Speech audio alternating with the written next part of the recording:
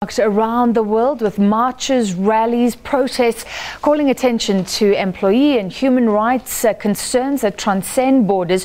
Events in London in the UK were heavily influenced, though, by a recent scandal about Commonwealth citizens who emigrated legally as children decades ago, but who have wrongly faced deportation. Our correspondent in London, Paul Barber, joins us now live. So, Paul, the Windrush scandal, we've been following it here in South Africa. How did it feature on International Workers' Day there? Yes, that's right, Francis. A huge amount of solidarity on show for that Windrush generation. As you say, that first wave of Commonwealth immigrants that began about 70 years ago. These people, many of them came as children, living here completely legally, but being caught up in the last few years in a British government crackdown on illegal immigration. But nonetheless, we've seen some of them facing deportation or threats of deportation, having access to healthcare blocked. Some really heartbreaking stories that have emerged in the last few days, and a huge scandal that's rocked this country for the past couple of weeks and indirectly led to the resignation of the Home Secretary. So yes, a big theme among the trade unions and the community groups and other people marching for these May Day rallies and marches, as they're called here, the International Workers' Day marches, and many protesters holding placards calling for people to stand up to racism, and definitely a big theme as they marched from Clerkenwell Green down through central London to Trafalgar Square, which is of course where the South African High Commission is, the scene of many big anti-apartheid protests before 1994. So I caught up with one of the organisers of today's May Day rally, Tony Lennon from the Trades Union Congress, and he explained to me why the Windrush scandal was on many people's minds today.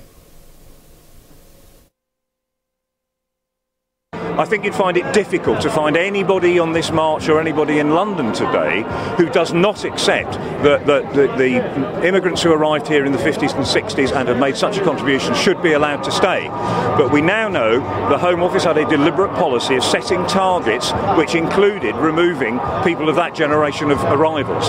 So it's a shocking revelation. I think politicians ought to be more realistic about the fact that most British people are fairly relaxed about immigration and are happy to bump along with people from other countries, people of other races and different cultures.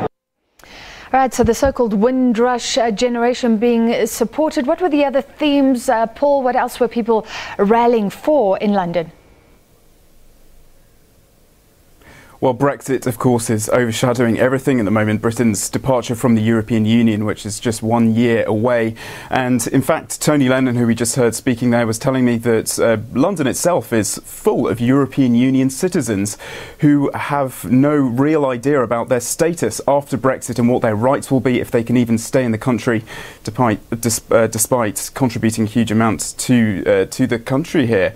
Also, wider concerns after Brexit about protections afforded to workers and employees that may no longer be protected after Britain leaves the European Union. So that was a major theme. Also, austerity was something that featured very heavily at the rally today, which refers to government spending cuts, particularly around education, around welfare and healthcare, which is a huge issue here in Britain, with the National Health Service suffering a really terrible winter, with people waiting many hours for emergency care. And housing, affordable public housing, was another big theme of the rallies for May Day here today, with many people referring to the Grenfell tragedy, the fire at a major public housing tower a year ago, in which more than 70 people died. So people calling for justice for the victims of that, and also calling more generally for affordable housing, especially in London, for younger people.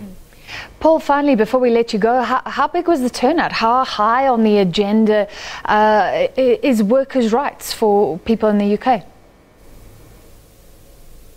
Well, the organisers said they expected about 5,000 people to turn up. I spoke to the Metropolitan Police and they said, well, we don't really count crowd numbers anymore because it's so hard to guess, so we just go with what the organisers say. So if we take them at their word, about 5,000 people turned up, but to my eye, perhaps a bit less than that, but certainly several hundred, perhaps a couple of thousand. But it's fair to say, I think, that, you know, compared to France and certainly compared to Russia, where we've seen 120,000 people today, far fewer people tend to turn up to these May Day rallies. It's seen as a more left-wing, union-dominated event once a year. However, the unions themselves saying that they are still extremely relevant, raising these major issues facing society today. And in recent years, we've seen fairly peaceful protests, but around 1999-2000, anti-capitalist protesters had marred many of these May Day protests with violence, but so far so peaceful today.